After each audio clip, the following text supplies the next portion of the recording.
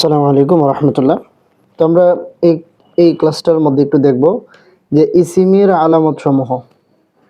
ESIM fail হরফ, আরবি ভাষায় আরবি বাক্য যে আমরা তৈরি করি এটার মধ্যে ইসিম ফেল হরফ ছাড়া আর কিছু নেই।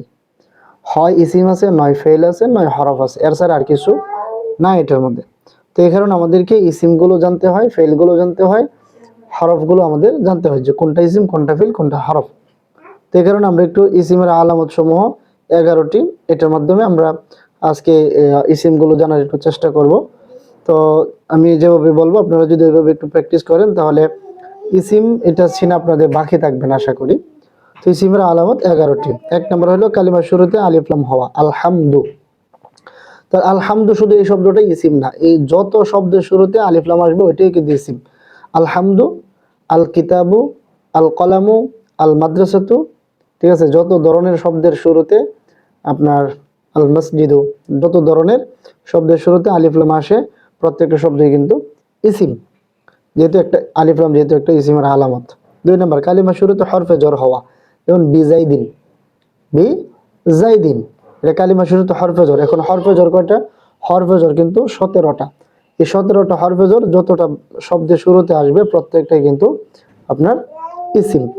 কালিমা শেষে তানবিন থাকা, যেমন জাইদুন, কিতাবুন, কলামুন, মাদ্রাসাতুন, মসজিদুন, মানে যত ধরনের শব্দের শেষে তানবিন থাকবে, ঠিক আছে, ওইটাই কিন্তু আপনার ইসিম। এরপরে মুসনাদ ইলাই হওয়া, জাইদুন কাইমুন।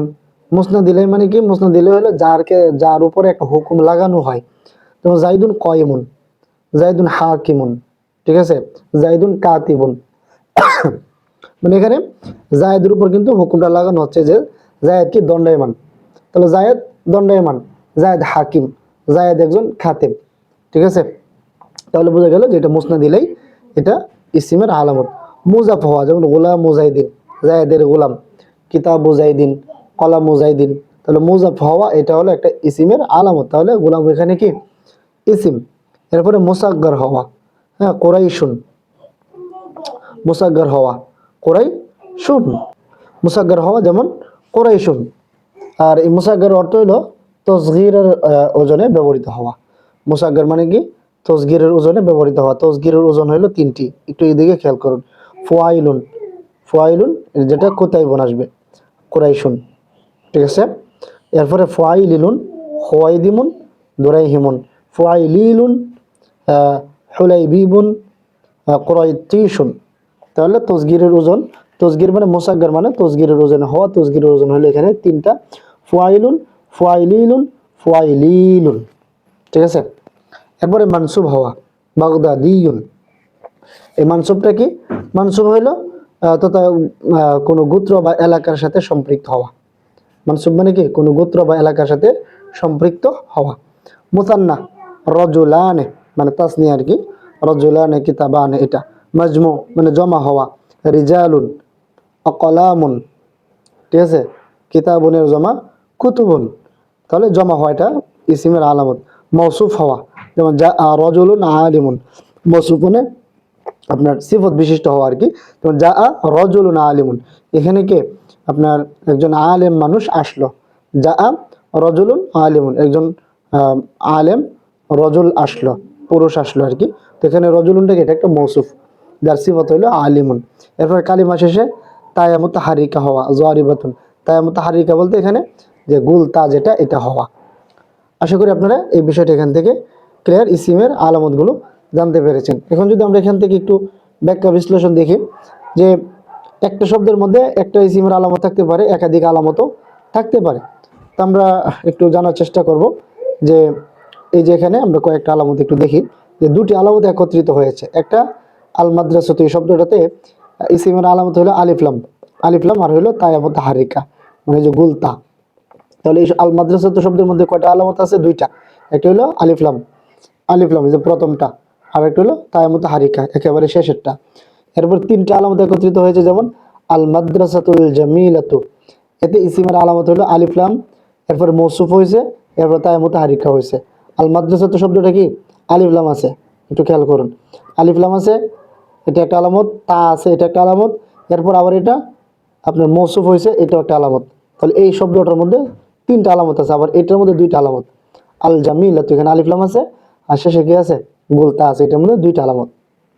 আচ্ছা, প্রথম তিন প্রকার মানে হরফে জর, আলিফ লাম এবং তানবিন, এই তিনটি উদাহরণ দ্বারাই বোঝা যায়, সুতরাং ব্যাখ্যার প্রয়োজন নেই। মানে হরফে জর আসলে, এরপর আলিফ লাম হইলে, তানবিন হইলে, এগুলো তো যে কোনো যে শব্দগুলোর মধ্যে হবে এই শব্দগুলি ইসিম। আচ্ছা, মুসনাদ দিলেই, এই যে আমি আগে বলছিলাম যে মুসনাদ দিলে কাকে বলে, মুসনাদ দিলে বলা হয় যার উপর কোনো হুকুম সাব্যস্ত করা হয়, যেমন জাইদুন কয়মুন, জায়েদ দণ্ডায়মান, এখানে জাইদুনের উপর দাঁড়ানোর হুকুম সাব্যস্ত করা হয়েছে, সুতরাং জাইদুনটা এখানে কি, জাইদুনটা এখানে আপনার ইসিম, কারণ এটা মুসনাদ দিলেই।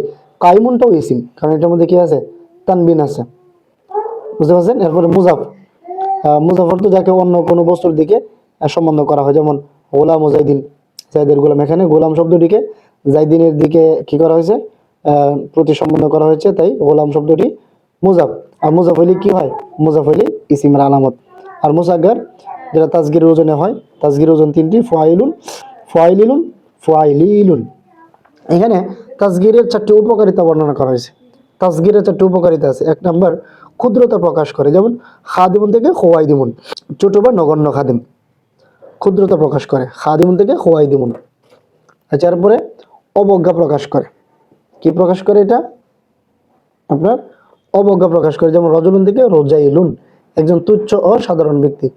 এরপর সম্মান প্রদর্শন করে, কুরশুন থেকে কোরাইশুন, আরবের সবচেয়ে বেশি সম্মানিত বংশ।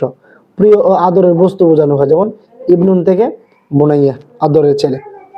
এরপরে মানসুব, মানসুব তো আগে বলছিলাম যে তথা কোনো গোত্র বা এলাকার সাথে সম্পৃক্ত হওয়া, অর্থাৎ ইসিমের শেষাক্ষরে নিচে জের দিয়ে তারপর একটি তাসদীদযুক্ত ইয়া যোগ করে গোত্র বা স্থানের অধিকারী বা কোনো বিষয়ে বিশেষত্বের অধিকারী হওয়ার প্রতি ইঙ্গিত করাকে মানসুব বলে, যেমন কুরাইশিয়ুন, হাক্কানিয়ুন, সানাগাজিয়ুন।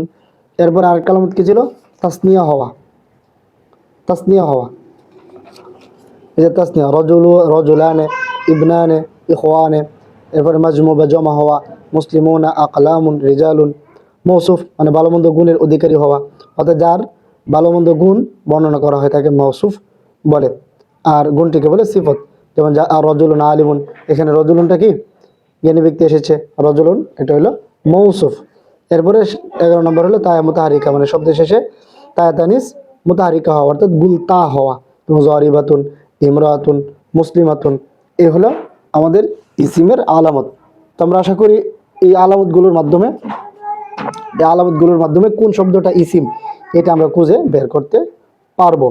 একটু মনোযোগ সহকারে যদি আমরা পড়ি তাহলেই কিন্তু আমরা আমাদের অনেক উন্নতি করতে পারবো। তো সকলে ভালো থাকবেন, পরবর্তী ক্লাস আসবে আশা করি, সে পর্যন্ত সকলে দোয়া করবেন, আমরা দোয়া করি। আসসালামু আলাইকুম রহমতুল্লাহ।